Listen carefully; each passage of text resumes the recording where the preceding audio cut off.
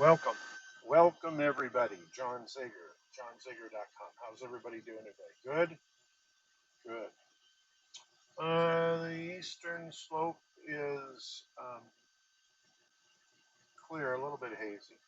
Um, Last night we had the best weather evening, night that I can remember in a long, long time.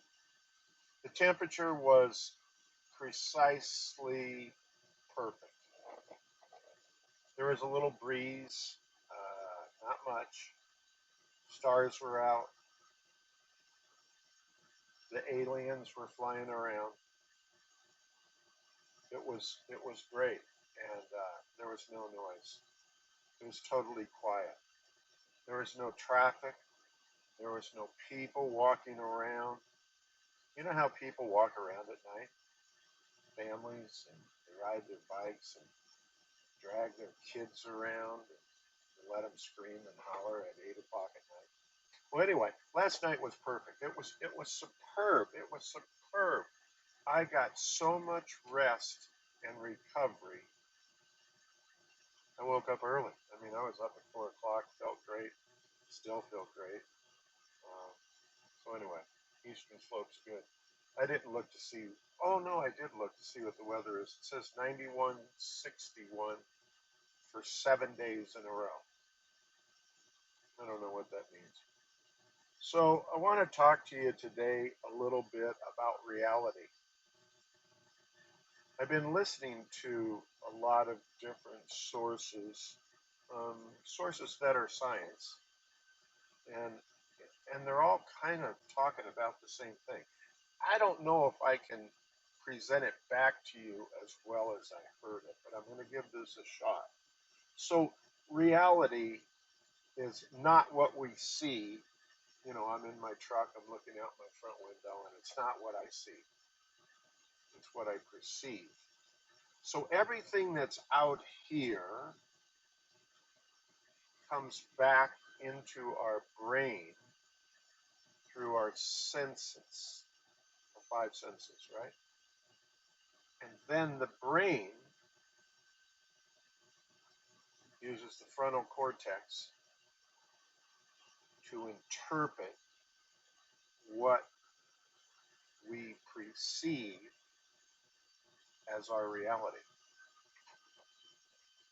The problem is, according to science, it's not a problem, it's just an interpretation.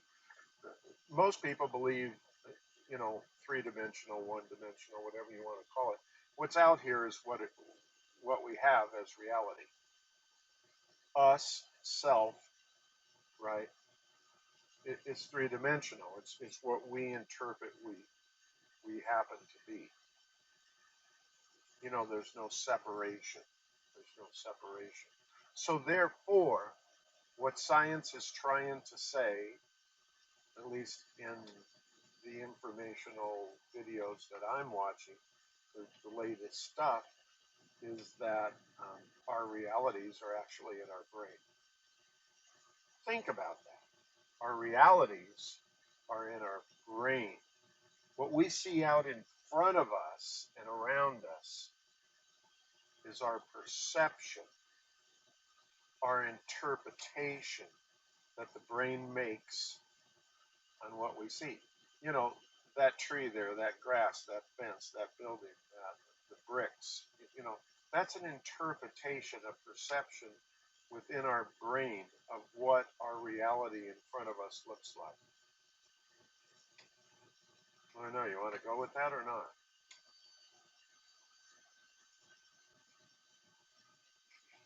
So, when people say things like, my world is a mirror of me, well, it's a mirror of you based on your perceptions. So, where does that lead you to? It leads you to when things get a little uncomfortable in your reality, right? That's okay. Now pay attention here. I'm going to make a switch on you. That's where your subconscious comes in conflict with your conscious brain. Okay, conscious brain, just to go back through this for a second, it's just your immediate thoughts of what you have going on. Your subconscious is what you run your life by 95 to 98% of the time. You understand that? So your reality is the program that you live. Let's just let's just say 98% of your life is a program.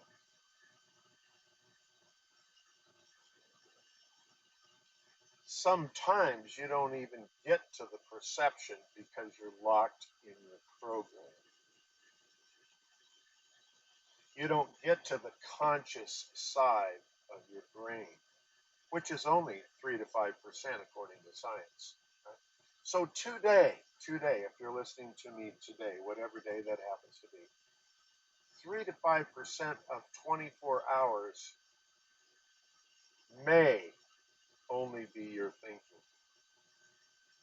your creation, your consciousness. The other 95 to 98% of your day, you don't have anything to do with it.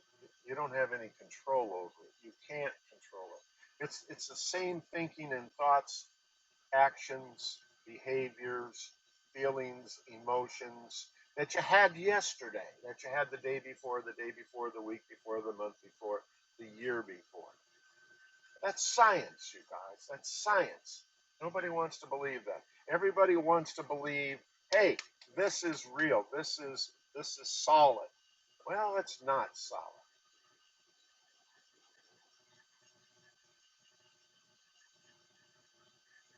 right? So you have um, limiting belief systems that comprise your program that was given to you as a child by adults, probably parents, that had no idea what they were doing, and that's how you're living your life. Most people believe, and this is where I'm really a diehard about this one, because I did psychology for, I don't know, 43 years or some crazy thing. Psychology, counseling, therapy, shrinking, whatever you want to call it, is only dealing with the conscious side of your brain, which cannot retain diddly squat. And that is why therapists and all those kinds of people become rich, and you end up seeing them for years and years and years. And they've coined a name to it called, you know, counseling, like, what would you call it?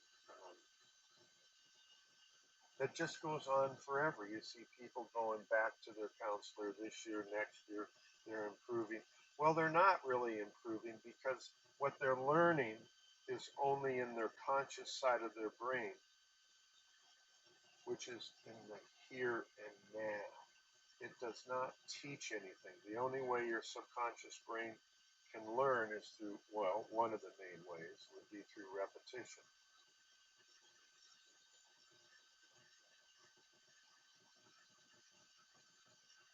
Okay? So scientists have gone into the brain in their research, and they've picked it apart and taken parts of it out.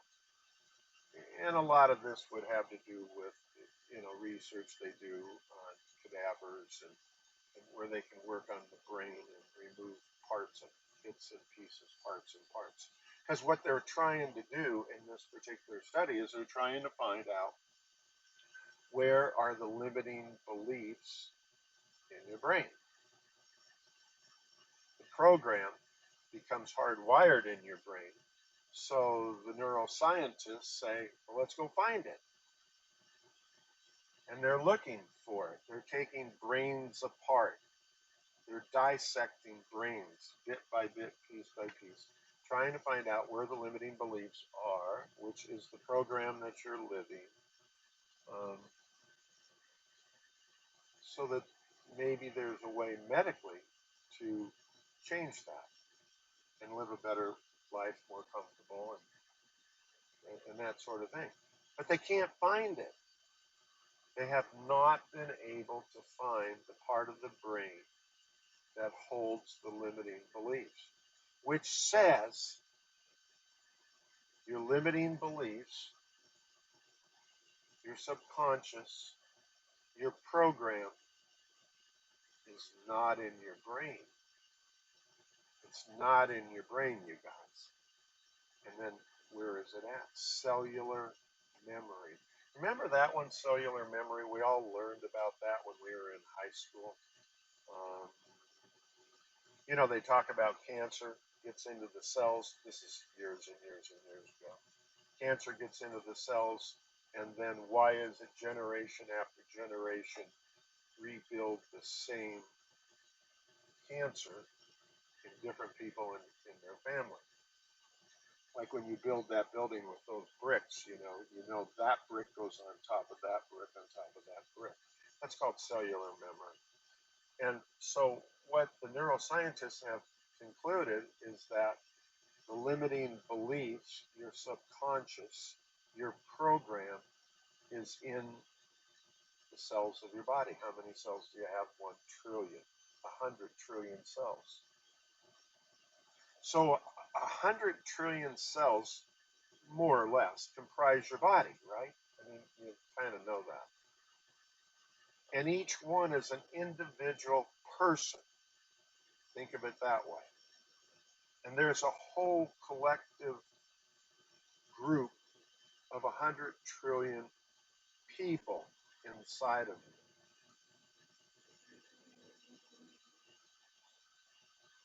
you. Each of them holds one little tiny part of that limiting belief.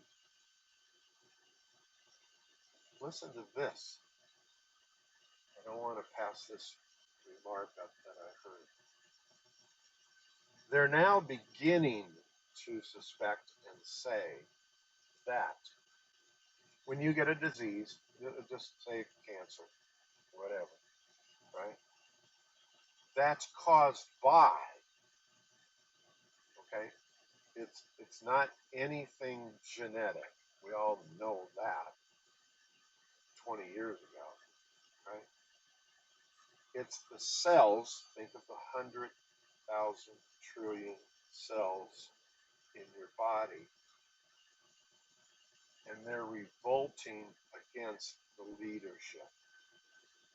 So if you have 100 trillion cells in your body, I said that wrong a minute ago. It's 100 trillion cells in your body. There's a leader. That's people. Just think of it in terms of people. And if you have a group, a large enough group, there's a leadership that directs them on what to do. And the cells have feelings, have thoughts, and have systems of the body. No different than you and I. I know it's really hard, and I struggled with this myself, to imagine, so to speak, there's 100 trillion people inside of you that have the same functioning as I do. They think, they feel, they have systems of the body that run just like ours. Well, when they get mad at leadership, as we get mad at leadership, right, causes disease.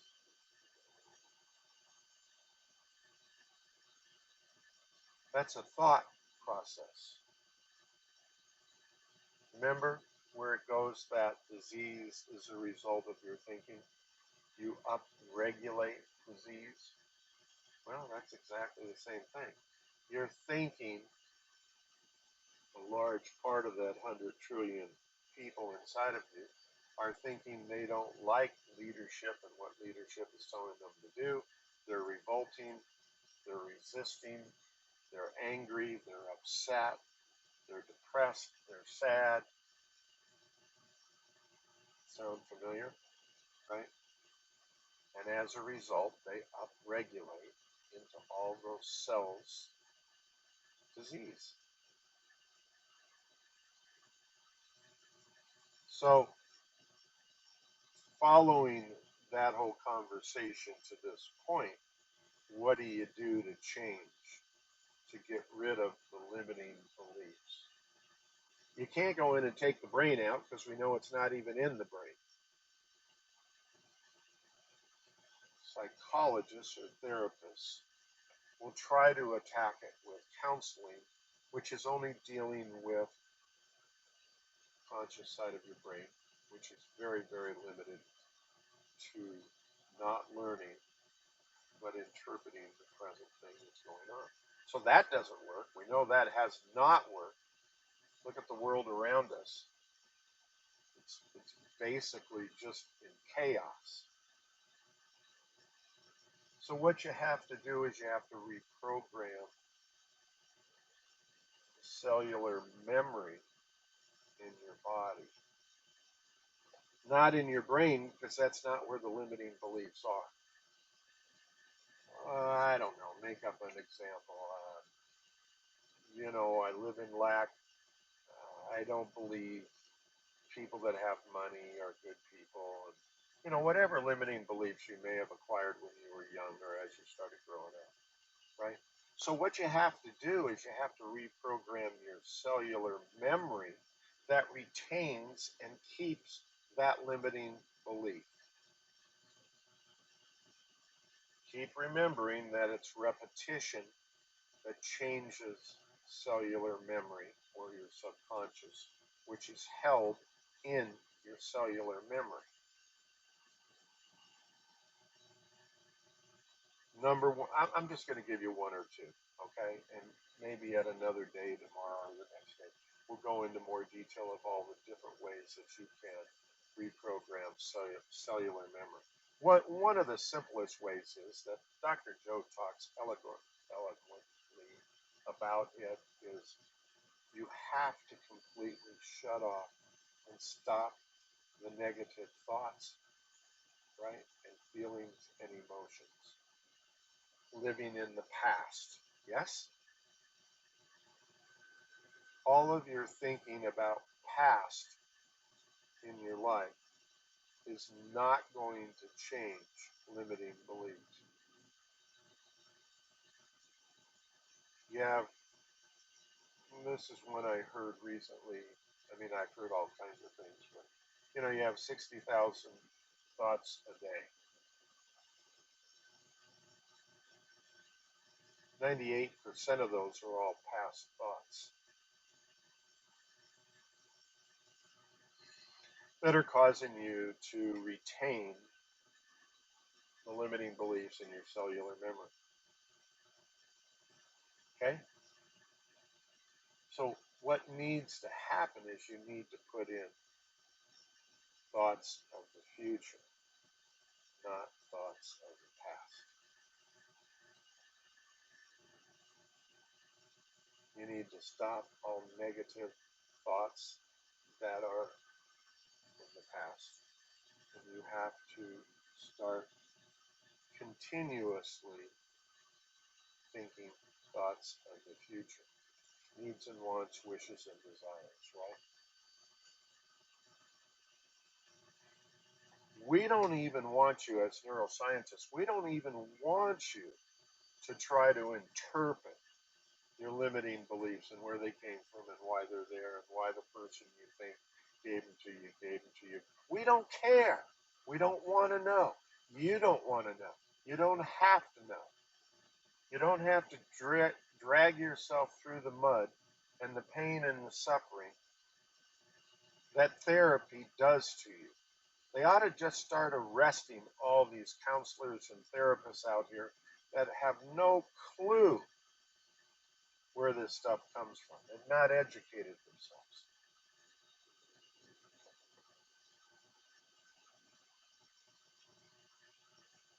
So that's one of the things that you can do. You need to replace it with what you designed for yourself in the future, your wishes and desires. You need to not think about past feelings, emotions, and thoughts. You don't care where they came from, who gave them to you, blah, blah, blah, blah. Neuroscience connects the dots without the emotion. Without the emotion. The reason, I'm going to compliment him, the reason Dr. Joe is highly successful and sought after and travels the world and lectures everywhere and does workshops everywhere to every conceivable culture and people in the world. He doesn't drag you through the mud. He gives you the science that connects the dots for you to decide what you want to do.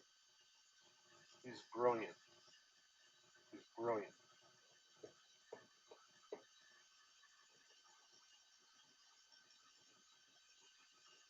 I would highly suggest you go and get a couple of his take-home courses and listen to everything that he has to offer. You would learn a lot. So anyway, I just wanted to give you some of the tidbits about stuff like that. Um, I definitely need to kind of make this a series, I guess, as I get into it more and more. Um, and I'm going to start maybe later today. I'll do another one. Maybe tomorrow morning I'll do another one. And I'll keep giving you additional information on the thoughts that we just went through and how all that connects and how you can change things so that your life is for the better and the greater good. God bless everybody. Take care of one another, and I'll look forward to talking to y'all again real soon. Thanks a lot. See you. Bye.